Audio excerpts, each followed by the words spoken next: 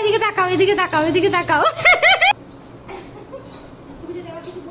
Good morning, welcome back to my channel. কেমন আছো সবাই? আমি তো খুব খুব খুব ভালো আছি, আর আশা করছি তোমরাও খুব ভালো আছো। আজকে ইন্ট্রোটা একটু অন্যরকম হলো, তাই তো? আশা করছি তোমরা সবাই খুব খুব খুব ভালো আছো, আমিও খুব ভালো আছি। আর তার সাথে আমার দিদুমণিও খুব ভালো আছে। দিদুমণি এখন লিপস্টিক দিচ্ছে। আর আজকে আমরা যাব হচ্ছে কোথায়? দিদার বন্ধুর বাড়ি আর আমার বান্ধবীর বাড়ি, তাই তো? হ্যাঁ। তো সকাল সকাল উঠে সমস্ত কাজকর্ম রেডি করে নিয়েছি। শুধু কালকে ডোডো ক্যাথাতে টয়লেট করে দিয়েছিল, তার জন্য ক্যাথাটা কেচেছি। ওয়ারটা কালকে কেচে দিয়েছিলাম, ক্যাথাটাতে টয়লেট করে দিয়েছে। ক্যাথাটার বিছানার চাদরটা কেচেছি, সেটা মেলে দেবো বাইরে, তারপরে বেরোবো।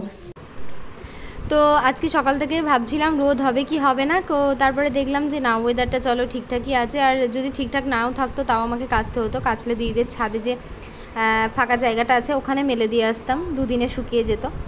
তো তারপরে দেখলাম না, ভালো যেখানে রোদ হয়েছে, আর ছাদে উঠতে পারছি না। আর এই সিঁড়ি দিয়ে দোতলায় উঠতে যে আমার কি ভীষণ কষ্ট, মানে সিঁড়ি দিয়ে উঠতে গেলে ভীষণ কষ্ট হয়। কিছু করার নেই, মানে রোদ না থাকলে আমাকে কষ্টটা করতেই হতো। কয়েকদিন ধরে ভাবছিলাম ক্যাথাটা কাচবো কাচবো কাচবো, ভাবতে ভাবতে ডোডো ফাইনালি টয়লেট করে দিল। আর এই টপটার সাথে আজকে প্লাজোটা পরলাম, জানি না কেমন লাগছে, ম্যাচিং হচ্ছে কি হচ্ছে না। তো যাই হোক, আমার চোখে তো খুব একটা খারাপ লাগলো না, তার জন্য পরে নিলাম। কুর্তি তো সব জায়গাতে পরে যাওয়াই হয়, তো আজকে দেখলাম যে এই টপটা অনেক দিন ধরে ভরা আছে, পরাই হয় না, চলো আজকে পরেই ফেলি। তো দেখো, ঘরে তালা টালা দিয়ে রেডি হয়ে বেরিয়ে পড়েছি, আর দেখতে দেখতে চলেও আসলাম। তো ওদের ফ্ল্যাট থেকে একটু সামনে এইখানটা করে রাস্তার মোড়ে টুকটুকিটা নামিয়ে দিল, আমি আর ব্যাকে ঢুকতে বললাম না। তো এটা হচ্ছে একদম নতুন ফ্ল্যাটটা। এর আগের দিন আমি পুজো দিতে এসেছিলাম, তো মানে ওদের যখন ফ্ল্যাট পুজো হয়েছিল তখন এসেছিলাম, তোমরা দেখেছো। তো ঢুকতেই দেখি একদম দরজাটা খোলাই আছে, ওই যে মেন গেট দেখতেই পাচ্ছ, ওখান দিয়ে এসে টুকটুক করে আমি এখানে বসে পড়লাম। আর ও দেখতে পাচ্ছি ভীষণ মন দিয়ে পুজো করছে, মানে ঠাকুরের প্রতি ভীষণ ভক্তি শ্রদ্ধা, যেটার হয়তো বিন্দুমাত্র ছিটে ফোটাও আমার নেই।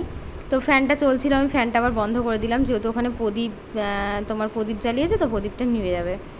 তো যাই হোক, পুজো টুজো করে দেখতে পাচ্ছ বড় বড় সাইজের 4টে মিষ্টি দিয়ে দিয়েছে। এই মিষ্টি যদি খেয়ে নিই তাহলে সুগার, মানে আমাকে বলবে যে নিমন্ত্রণ করে যেখানে নিয়ে চলে আসছিস, আমি আসছি।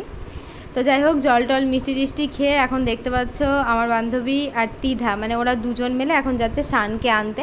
তো শানের টিউশন ছিল, তো ও বললো যে চ তিধা তুই আর আমি যাই। তো যেহেতু স্কুটি করে যাবে, ওই জন্য তিধাও গেল ওর সাথে, যে দেখে আসি তাহলে স্নান, মানে শান আর কি কোথায় পড়ছে আর কি, টিউশনটা পড়ে। তিধা টিউশন মাস্টার তো বাড়িতে আসে, তিধা কোথাও পড়তে যায় না, কারণ আমার পক্ষে দিয়ে আসা নিয়ে আসাটা করা একটু অসম্ভব ব্যাপার, ওই জন্য আমি বাড়িতেই টিউশনটা দিয়েছি। আর এখন আমি একা একাই বসে আছি, আর একটু ছোট ছোট রিলস বানাচ্ছিলাম।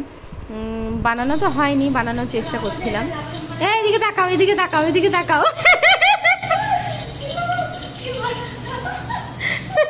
বলছে কি বলবো, তোমাকে কিছু বলতে হবে না। আমি যে আমার ফোনটা তো এমনিতেও সুইচ অফ হয়ে যাবে, এমনিতেও সুইচ অফ হয়ে যাবে, আর দেখানো হবে না তোমাকে, ওই জন্য তোমাকে একবার দেখিয়ে দিলাম। মাঝখান থেকে অনেকটা টাইম কেটে গেছে, ওর যা এসেছিল, ভাসুর এসেছিল, আজকে ছিল ওদের অ্যানিভার্সারি, যেটা আমি বিন্দুমাত্র জানতাম না। তো যাই হোক, আমাকে একদমই বলেই নি যে আজকে ওদের অ্যানিভার্সারি। তারপরে খাওয়া দাওয়া করে এখন একটু ঘুম দিয়েছি। রান্নাতে অনেক কিছু ছিল, ডাল, আলু ভাজা, বেগুন ভাজা, আলু পটল চিংড়ি, চিকেন, দই, মিষ্টি, মানে চাটনি, অনেক অনেক অনেক কিছু ছিল, লাল শাক ভাজা। তো এখন দেখতে পাচ্ছ খাওয়া দাওয়ার পরে একটু শুয়েছিলাম, তারপর আবার দেখলাম লিচুগুলো নিয়ে এসে ছাড়িয়ে ছাড়িয়ে মানে মুখের সামনে দিচ্ছে, মানে বুঝতে পারছো কতটা পরিমাণ কুড়ে মানুষ আমি, যে মানে লিচুগুলোও ছাড়িয়ে দিচ্ছে আর আমি বসে বসে গিলছি আর কি, এরকম একটা ব্যাপার। তো লিচুগুলো খেতে বেশ মিষ্টি মিষ্টি ছিল, এরকম কোনো ব্যাপার না, মানে কিছু কিছু বন্ধুত্ব সত্যিই মানে হয়তো ভগবানই সৃষ্টি করে, যে যার সাথে হয়তো মনের কথা বলেও শান্তি পাওয়া যায়, একটু সময় কাটিয়েও ভালো লাগে, মানে ভীষণ একটা আলাদা রকমের একটা শান্তি কাজ করে মনের মধ্যে। তো এরকম বন্ধুত্ব কিন্তু মানে ভাগ্যক্রমিকভাবেই হয়ে যায়, সত্যি তাই। আর আমার সত্যি কথা বলতে বন্ধুত্বের সংখ্যা খুবই কম, খুবই কম। বিশেষ করে আমার কিছু কিছু সাবস্ক্রাইবাররা আছে যাদের সাথে আমার কথা হয় মেসেজে মাঝে মধ্যে, তারা তো, তাদের সাথে আমার অনেক ভালো বন্ডিং, মানে সত্যি মন থেকে তাদেরকে আমি অনেক ভালোবাসি। আর রিয়েলে আমার বন্ধুত্ব সত্যি কথা বলতে খুবই কম, আর যেটুকুনি আছে আমি সবসময় চেষ্টা করি একদম মন থেকে বন্ধুত্ব রাখার জন্য। তো ওদের ছাদে এসেছিলাম, আর ছাদ থেকে দেখতে পাচ্ছ অনেক দূর দূর পর্যন্ত দেখা যাচ্ছে, এই সাইডে ওই দিকটা ইন্দ্রপ্রস্থ, তারপরে তোমার গোড়াবাজার তো এখান থেকে দেখা যাচ্ছে না, তারপরে বহরমপুর বাস স্ট্যান্ডের ইয়েটা দেখা যাচ্ছে। আর এখন তো আশেপাশে চারিদিকেই ধরো ফ্ল্যাট আর ফ্ল্যাট, মানে ফ্ল্যাট ছাড়া কোনো কথা নেই। মধুপুরেও প্রচুর ফ্ল্যাট হয়ে গেছে এখন। ওদের বাড়িটা হচ্ছে মধুপুরে, যারা বহরমপুরে থাকো তারা তো মধুপুরটা চিনবেই। আর আমরা থাকি কালীবাড়ির ওই সাইডটা করে, মানে রেল লাইনটা পার করলে ওটা হচ্ছে রোজগঞ্জ, আর এদিকটা হচ্ছে মানে কারবালা রোড দিয়েও যাওয়া যায়, এদিক দিয়েও যাওয়া যায়। তো ছাদে একটু হাওয়া খাচ্ছি বসে বসে, আর ওর ফোনে এখনই ফোন এলো, মনে হয় ওর দিদি ফোন করেছে, তো ও একটু এদিকে গল্প করছে, আমি হাওয়া খাচ্ছি। আর আজকে ওয়েদারটা ভীষণই ভালো, বেশ ঠান্ডা ঠান্ডা ওয়েদার আছে। আর এই দেখো তিধুমণি, তো আমরা ভাবছিলাম যে এক্ষুনি চলে যাব আর কি, মানে একটুখানি পরে সন্ধ্যার দিকে, একটু সন্ধ্যা সন্ধ্যা লাগলে আমরা বেরিয়ে যাব আর কি বাড়ির জন্য। ও বলছিল আমাকে রাত্রে থাকার কথা, কিন্তু রাতে আর থাকবো না, যেহেতু আমি গপুকে নিয়ে আসিনি, গপু ধরো বাড়িতেই আছে, তো রাত্রে ওকে খেতে দিতে হবে। তো চলো কিছুটা টাইম আর কি ছাদে কাটাই, তারপরে নিচে যাব। তো নিচে এই যে দেখতে পাচ্ছ নিচে আসলাম, নিচে আসার পরে ও আবার নতুন করে ঠাকুরকে পুজো দেওয়া শুরু করলো। মানে ওই যে বললাম ঠাকুরের প্রতি ওর ভীষণ পরিমাণে ভক্তি, যার ছিটে ফোঁটাটাও আমার নেই। আর এই হচ্ছে শান, আর এই হচ্ছে তিধা এখানে দেখতেই আছে, এর মধ্যে একটা সাপ আছে, মানে বারবার নিয়ে আসছে আর আমার গায়ে ছুঁড়ে ছুঁড়ে দিচ্ছে। প্রথমে তো আমি একটু ভয় পেয়ে গেছিলাম, তারপরে একবার যখন দেখে নিলাম তারপরে আর ভয় পাইনি। প্রত্যেকদিন লক্ষ্মী বাজার পবন কুমার অঞ্জনের প্রিয় পুত্র সর্বগুণাধার দীনহীন পশুপতি নাহি কোনো জ্ঞান সর্বদেব দেবী পদে করিন প্রণাম। পুরো বাড়ি যাওয়ার জন্য রেডি হয়ে গেছিলাম, মাঝখান থেকে এক গ্লাস জল এনে আমার গায়ে ঢেলে দিল, আর আমার জামাটা পুরো ভিজে গেল। তারপরে আমি এই নাইটিটা ব্যাগের মধ্যে এনেছিলাম, যেহেতু ওর ভাসুরা যা এসেছিল তার জন্য নাইটিটা চেঞ্জ করে পরিনি, এখন আমাকে অগত্যায় পরতে হলো নাইটিটা, আর কিছু করার নেই, নাইটিটা পরে নিলাম। আর রাত্রের ব্লগটা ওইটুকুনিই ছিল, রাত্রে আর কন্টিনিউ করিনি ব্লগটা। তো সকালবেলায় উঠে আবার স্টার্ট করলাম। এটা হচ্ছে ওদের যে মেন বেডরুমটা আছে, সেই বেডরুমেরই একটা জানালা। ওদের ফ্ল্যাটটা যেহেতু সেকেন্ড ফ্লোর, তো ওই জন্য এই সাইডে একটা 3তলা বাড়ি আছে, তো 3তলা বাড়িটার জন্য এই সাইডটা একটু আপডাউন, কিন্তু ভালোই, এই ঘরটাতে ভালোই আলো বাতাস আসে। তো আমরা সবাই মিলে এই ঘরটাতেই ঘুমিয়েছিলাম। তিধা এখনও দেখতে পাচ্ছ ঘুমাচ্ছে, ওদিকে শান ঘুমাচ্ছে, আর ও তো উঠে পড়েছে, আমিও এই দেখো উঠে পড়লাম। এবার একটু চলো ফ্রেশ ট্রেশ হয়ে নিই। তো এখান থেকে কোলগেট নিয়ে নিলাম, মানে মনে হচ্ছে যেন নিজের বাড়িতেই চলে এসেছি, সব কিছু বুঝতেই পারছি কোথায় থাকে না থাকে, সব কিছু চেনা পরিচিতি হয়ে গেছে। এখানে বসছি আর মাঝে মধ্যে অনেক কিছু ভাবছি। এখানে একটা পিলার দেখে আমি মানে মনে মনে ভাবছিলাম যে পিলারটা সাপোর্টের জন্য দিয়েছে, কিন্তু উপরের দিকে গিয়ে পিলারটার সাথে বিল্ডিংয়ের কোনো মানে মিল নেই। তো এইগুলোই মনে মনে ভাবছিলাম আর ব্রাশটা করছিলাম। এবার তোমাদেরকে বলি যে ফ্ল্যাটে আর বাড়ির মধ্যে অবশ্যই দুটোর ক্ষেত্রেই কিছু ভালো কিছু খারাপ আছে। ফ্ল্যাটে অনেক ফ্যাসিলিটি আছে যেগুলো বাড়িতে নেই, আবার বাড়ির অনেক ফ্যাসিলিটি আছে যেগুলো ফ্ল্যাটে নেই। এবার আমার মন থেকে আমি বলি, যেহেতু ও একা থাকবে বাচ্চা নিয়ে, সুতরাং আমার মনে হয় যে ওর জন্য ফ্ল্যাটটা অনেক সেফটি, কারণ কোথাও যাবে টাবে, যেমন ধরো আমরা যদি ভবিষ্যতে বাড়ি করি তখন কিন্তু আমরা বাড়ি ছেড়ে কোথাও যেতে পারবো না। কারণ দেখো চুরিটা সচরাচর হয় না, কিন্তু হবে না এটা বলাও যায় না, মানে বাই চান্স যদি চুরি হয়ে যায় তখন তো আর কিছু ফেরত আসবে না, না একবার হয়ে গেলে। আর ফ্ল্যাটটা ধরো সেই দিক থেকে ধরতে গেলে একটু সেফটি আছে, সবসময় সিকিউরিটি গার্ড থাকবে, ও যখন ইচ্ছা তখন তালা দিয়ে চলে যেতে পারবে, এই একটা ফ্যাসিলিটি। আর বাড়ি করলে যেমন কি হয়, তুমি ছাদটা পুরো পেয়ে যাবে, তোমার মনের মতো করে ব্যবহার করতে পারবে, তোমার ইচ্ছা হলো তুমি একটু জোরে হোম থিয়েটারে গান চালাতে পারবে, নিজের ইচ্ছা মতো লাফাতে পারবে, ঝাঁপাতে পারবে, সব কিছু করতে পারবে। হয়তো ফ্ল্যাটে এই সেফটিগুলো নেই, মানে এই সেফটি না, মানে এইগুলো হয়তো নেই, কিন্তু তবুও আমি বলবো যে যারা বাচ্চা নিয়ে একা থাকবে তাদের জন্য আমার ক্ষেত্রে মনে হয় ফ্ল্যাটটাই ভালো। কিন্তু তোমাদের দাদাভাই যেহেতু ফ্ল্যাট একদমই পছন্দ করে না, সেই জন্যই কিন্তু আমরা ফ্ল্যাট নিইনি। তো ওই জন্য আমাদের ইচ্ছা আছে, একটু কষ্ট হলেও আমাদেরকে বাড়িই করতে হবে। এদিকেও দেখো স্নান টান করে রান্না চাপিয়ে দিয়েছে, সকালে ব্রেকফাস্টে হবে লুচি আর তার সাথে হবে ছোলার ডাল। এবার বলি, মানে সকালবেলাও একবার আমাদের মধ্যে মানে যুদ্ধ মারামারি শুরু হয়ে গেল, এরকম একটা ব্যাপার। রাত্রিটা থেকে সকালবেলাতে আমি চলে যাব রেডি হয়েছি, সেম আবার এক গ্লাস জল নিয়েছে, মানে গোটা রাতে আমি ড্রেসটাকে শুকালাম, আবার সকালবেলা এক গ্লাস জল ঢেলে দিল। তো আমাকে বললো যে আমি ব্রেকফাস্ট, আমি ঠিক আছে আমি তাহলে লুচি টুচি খেয়েই যাব। মানে কি পরিমাণে অত্যাচার ভাবা যায়, মানে এত এত বাড়ি ডেকে নিয়ে এসে যে ও আমাকে এরকমভাবে অপমান করবে আমি ভেবে পাচ্ছি না, মানে একদম গ্লাস গ্লাস জল আমার গায়ে ঢেলে দিচ্ছে, তাহলে ভাবো এত অপমান কি মেনে নেওয়া যায়। তো এখানে যেটা হলো কি, ওর ছোলার ডালের প্রিপারেশানটা দেখে আমার ভীষণ ভালো লাগলো, তো আমি ভাবলাম তোমাদের সঙ্গে একটু রেসিপিটা শেয়ার করি। আমি কিন্তু সচরাচর ছোলার ডাল এরকম করে রান্না করি না। তো ও দেখলাম জিরে দিল, শুকনো লঙ্কা দিল, তারপরে মানে দুটো গোটা জিরে, শুকনো লঙ্কা, তেজপাতা আর মানে একটু জয়িত্রী ফোড়ন দিল, তারপরে পেঁয়াজ দিয়ে আদা রসুন জিরে সমস্ত কিছু। আমি কিন্তু এরকমভাবে কোনো দিনই ছোলার ডাল রান্না করিনি, তোমরা হয়তো অনেকেই করে থাকবে, আমি যেহেতু করিনি ওই জন্য আমার কাছে একটু রেসিপিটা নতুন লাগলো বলে আমি তোমাদের সাথে শেয়ার করলাম।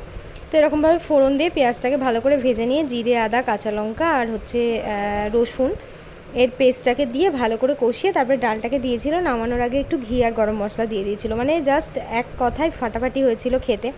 যেহেতু খাওয়ার পরে ভিডিওটা আমি এডিট করছি, মানে ভীষণ সুন্দর হয়েছিল, মানে এত টেস্টি ছোলার ডাল আমি ফার্স্ট টাইম খেলাম। আমি কিভাবে রান্না করি বলো তো, আমি তেজপাতা গোটা জিরে একটু ফোড়ন দিই ডালের মধ্যে, তারপরে ডালটাকে দিয়ে একটু ভাজা জিরে মানে জিরে ভালো করে শুকনো মানে খোলাতে ভেজে তারপর ওটাকে গুঁড়িয়ে উপরে ছিটিয়ে দিই, মানে একদম সিম্পল নিরামিষ দিনেই যেহেতু ছোলার ডালটা করা হয়। তো এবার দুজন মিলে লেগে পড়েছি রান্না করতে আর কি। তো ওর ফ্ল্যাটের সব দিক থেকেই সব জিনিসটাই ভালো, বড়সড়র দিক থেকে মোটামুটি 1000 স্কোয়ার ফিটের ফ্ল্যাট, মানে যথেষ্ট বড়ই আছে। আর ওদের যেহেতু ফ্যামিলিটা খুবই ছোট, ফ্যামিলি ছোট বলতে ও শ্বশুরবাড়ির তরফে ধরো কেউই নেই, শুধুমাত্র ওর শাশুড়ি। তো শাশুড়ির অনেক বয়স হয়ে গেছে, শাশুড়ি ওখানেই বেশি থাকে, এখানে হয়তো এলে 2-1 দিনের জন্য থাকে তারপরে আবার চলে যায়। তো যেহেতু ওর ছেলে থাকবে ও থাকবে, তার জন্য 2টো রুম, ডাইনিং, কিচেন, 2টো টয়লেট আমার মনে হয় এনাফ, একদম ঠিকই আছে। তো মেনলি যেটা আমার ক্ষেত্রে সমস্যা, আমি যে বাড়িটায় থাকি আমাকে তো বাড়িওয়ালা দিদি সবসময় এনি টাইম বলে যে তোমার জন্য সবসময় ফ্ল্যাট সেফটিজনক হবে। তো আমি জানো তো ভেবেও ছিলাম যে আমাদের যে 2টো জায়গা, মানে আমরা তো বর্তমানে এখন 2টো জায়গা আছে আমাদের বহরমপুরে। তো প্রথম যে জায়গাটা আমাদের আছে ওটা আমরা ভেবেছিলাম ওই জায়গাটা বিক্রি করে দিয়ে আমরা একটা ফ্ল্যাট কিনবো। তারপরে অনেক ভাবনা চিন্তার পরে আমরা যেটা দেখলাম যে দেখো আমার একটা মেয়ে, আমি সেকেন্ড বেবি নেব কি নেব না তারও আমার ঠিক নেই কোনো এখন অবস্থা বুঝে ব্যবস্থা। আর আমার বরের একটা ভীষণই ইচ্ছা যে একটা বাড়ি করবে, ওর ভীষণই ইচ্ছা। তো আমি দেখলাম দেখো আমি যদি ওকে জোর করি হয়তো ও আমাকে একটা ফ্ল্যাট কিনে দেবে, হয়তো আমি সেটাতে এখন ভালোভাবেই থাকতে পারবো, কিন্তু ওর ইচ্ছাটাকেও আমাকে অবশ্যই গুরুত্ব দেওয়া দরকার। ঠিক আছে, তো সেই রকম ভেবেচিন্তে সব দিক থেকে ভাবনা চিন্তার পরে ঠিক করেছি চলো বাড়ি ঠিক আছে। এদিকে দেখতে পাচ্ছ বান্ধবীর ডাল মোটামুটি রেডি, ও ডালের মধ্যে আলু দিয়েছিল, আলুটাকেও একদম ডালের সাথেই সিদ্ধ করে নিয়েছে। তো আর লুচিগুলো এবার ভেজে নেব দুজন মেলে, আমি একটু বেলুন দাঁড়ি বেলে দেবো। ময়দাটা মেখেছি এতটা পরিমাণে নরম হয়ে গেছে কি বলবো, মানে যখন মেখেছিলাম তখন এত শক্ত, একটু ঢেকে রেখেছে, তারপর দেখলাম এত নরম হয়ে গেছে, আমি বলছি বাপরে কী করে বেলবো। তারপরে বেলতে দেখলাম না চলো ঠিকই আছে। তো অনেক দিন পরে মানে এখানে এসে মানে বহরমপুরে আসার পর থেকে ধরো বাড়িতেই বেশিটা টাইম থাকা হয়, ওর বাড়িতেও আমি অনেকবার এসেছি, ওর ফ্ল্যাটে এই নিয়ে আমার দুবার না 3বার আসা হলো।